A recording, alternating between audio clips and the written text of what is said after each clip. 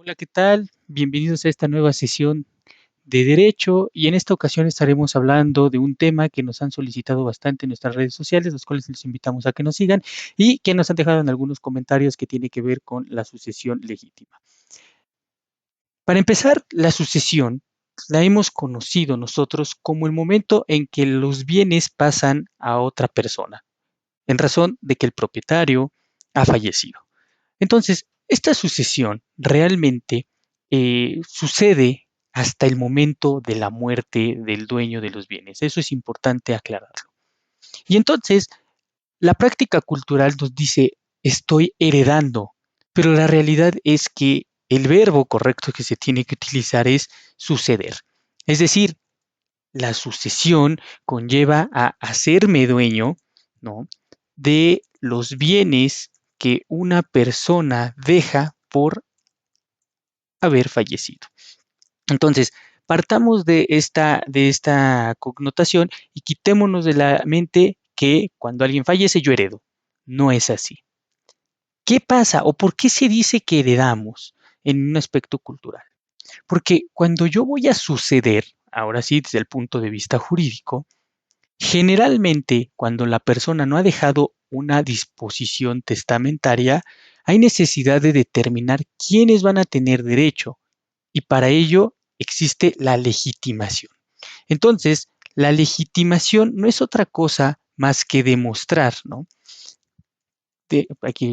Demostrar que tengo derecho a suceder. Y generalmente los que tienen este derecho, pues van a ser las familias. Desde Roma ya se manejaba esta circunstancia y bueno, en un momento determinado pudiéramos preguntarnos, ¿y por qué yo no pudiera sucederle entonces a mi vecino? Claro que pudiera hacerlo. Sin embargo, nuestro derecho, en un sentido muy proteccionista, dice, no, yo ya establecí con precisión quiénes van a suceder. Si el señor o señora en su momento no dejaron una disposición testamentaria en la cual ellos pudieron haber dejado al vecino, pues simplemente no lo hizo y ahora es el momento de que la familia tenga ese derecho. Entonces, me tienes que acreditar fehacientemente que legitimes que eres familia.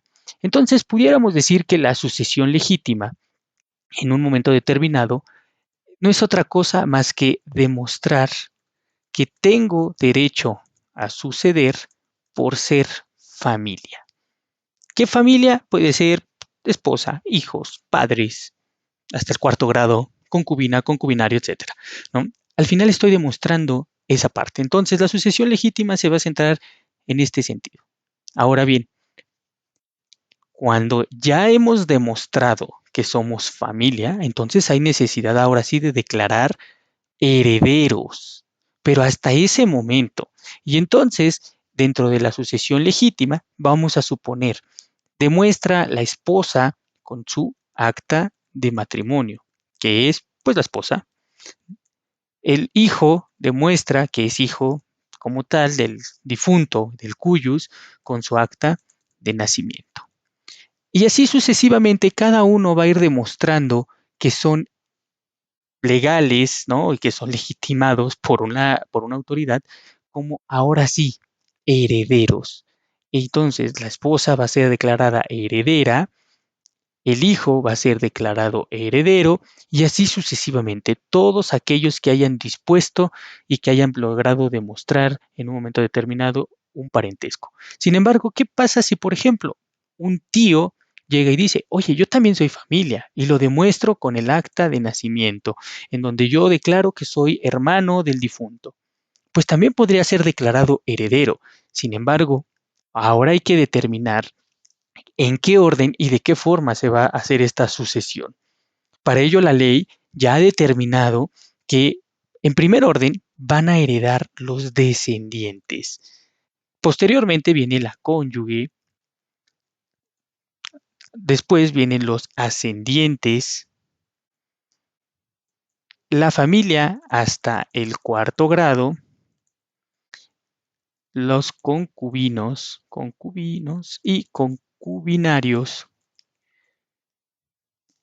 y por último, la beneficencia pública. Entonces, la beneficencia pública, pues entendiéndolo pues, como tal, como gobierno, para rápido.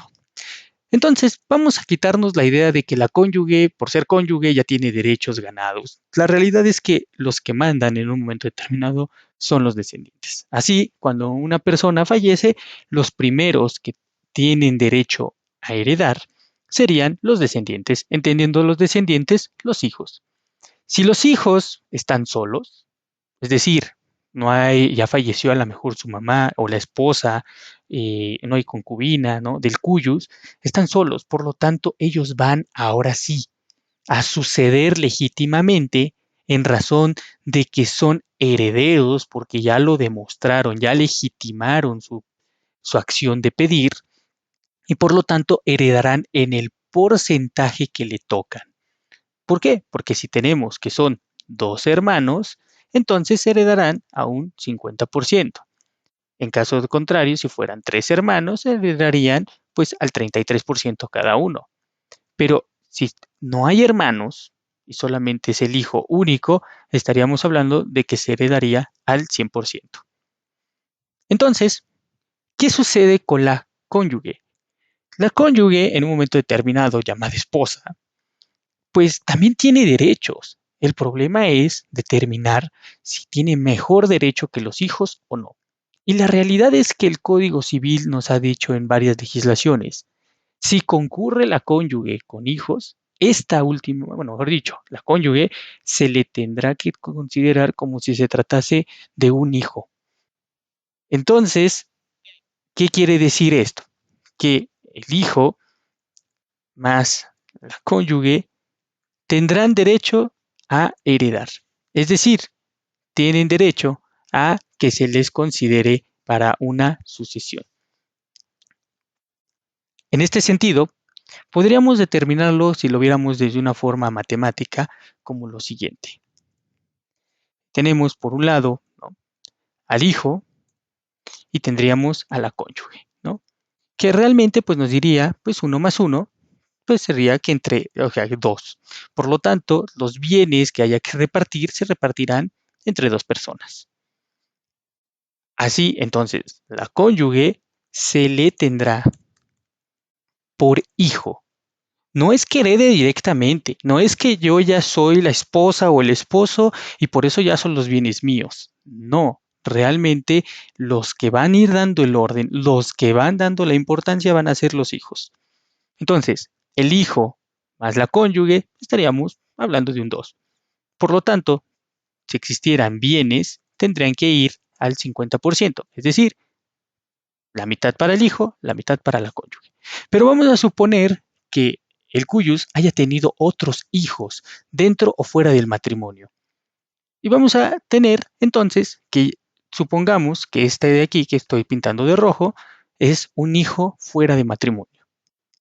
¿Le toca o no le toca? La realidad es que todos los hijos, estén dentro o fuera del matrimonio, siempre, siempre, siempre van a tener derecho a heredar. Entonces, por lo tanto, al tener ya 3, los bienes se repartirían al 33%. El hijo dentro de matrimonio, el hijo fuera de matrimonio y la cónyuge, entonces tendríamos un 33%.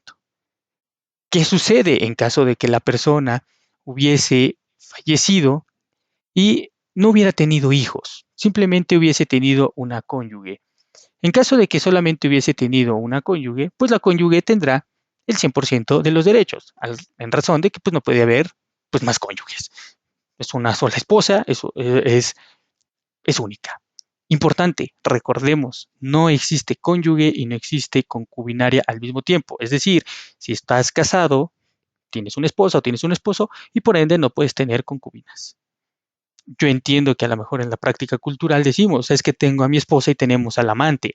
Realmente, ¿quién importa? La esposa. Si en un momento determinado se divorcia la persona, pues entonces la persona que funge en ese momento como amante, cumpliendo los requisitos que marca la ley, podrá aspirar a ser la nueva esposa o bien a ser la concubina. Pero no pueden existir ni en ningún momento y por ninguna forma cónyuge y concubina al mismo tiempo.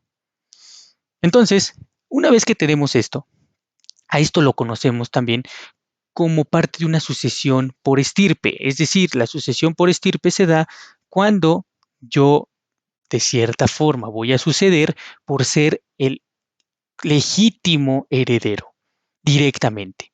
Pero, ¿qué sucede en el caso, por ejemplo, de que nos encontremos con un hijo y la cónyuge, pero voy a avanzarlo un poquito, en el hijo y la cónyuge, pero que el hijo llegase a fallecer? Fallece y solo sobrevive la cónyuge. Pudiéramos decir, le toca el 100% a la cónyuge.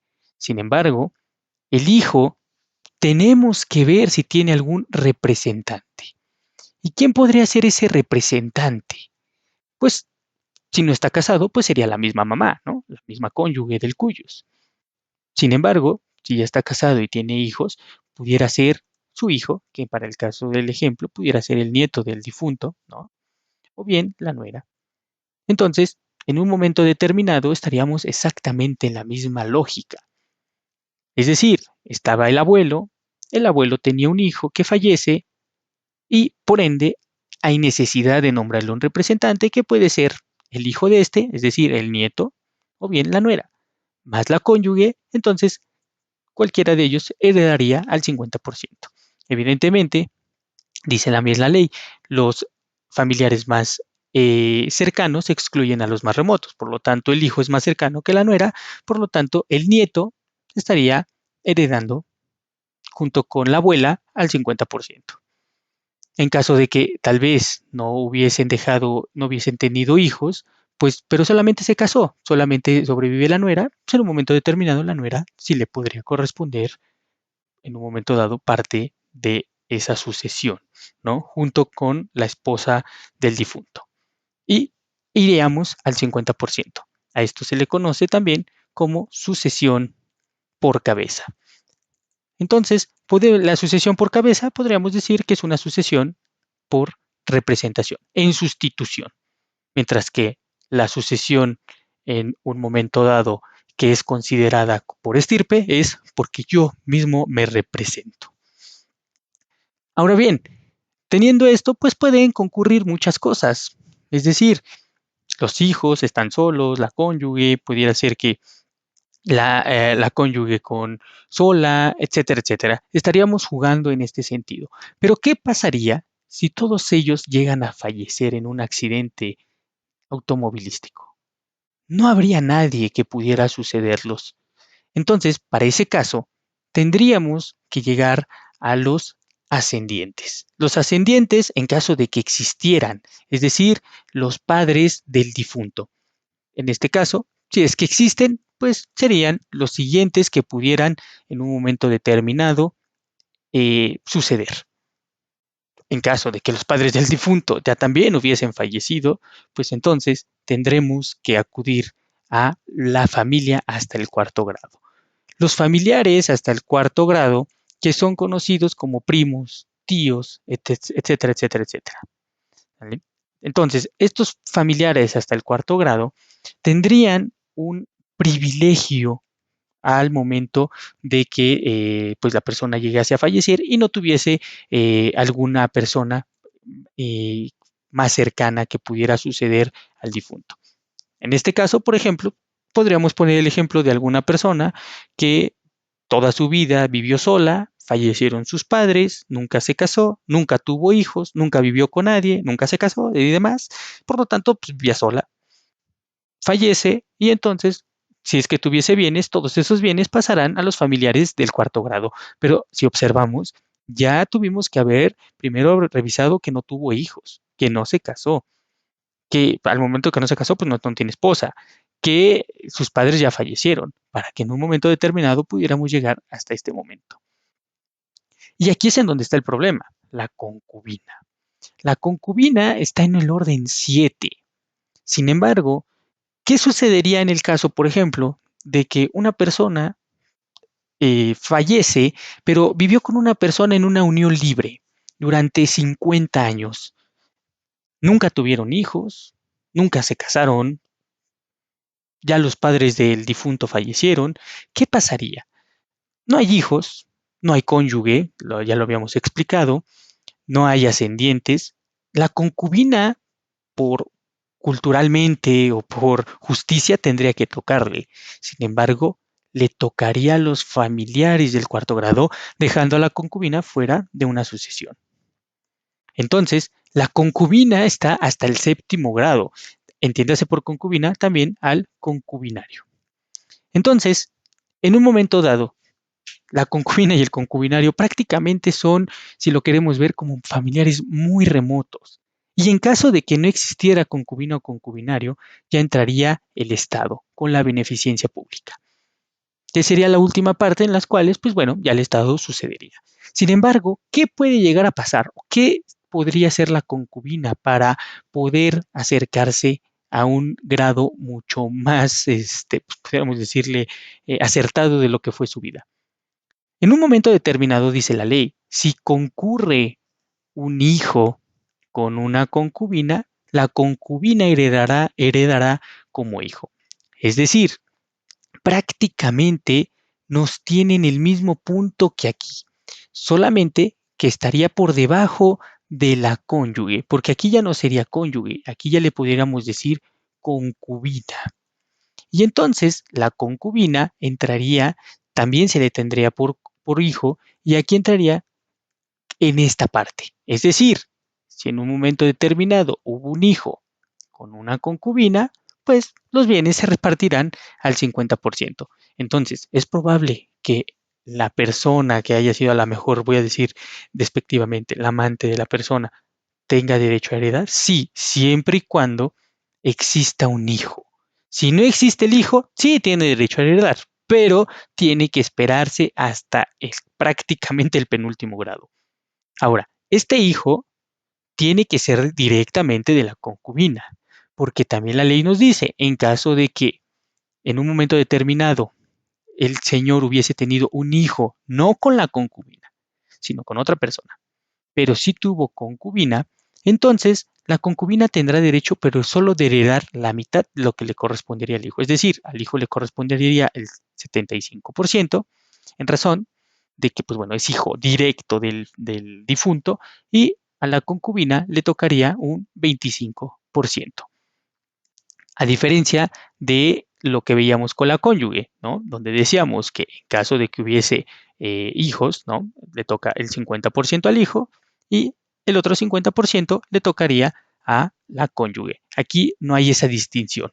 Entonces, aquí el hijo, para poder mantener este mismo 50% de la cónyuge, el hijo tiene que ser hijo de la concubina. De lo contrario, solamente le tocaría un 25%. De esta forma, pues bueno, es como vamos llegando al final de este video.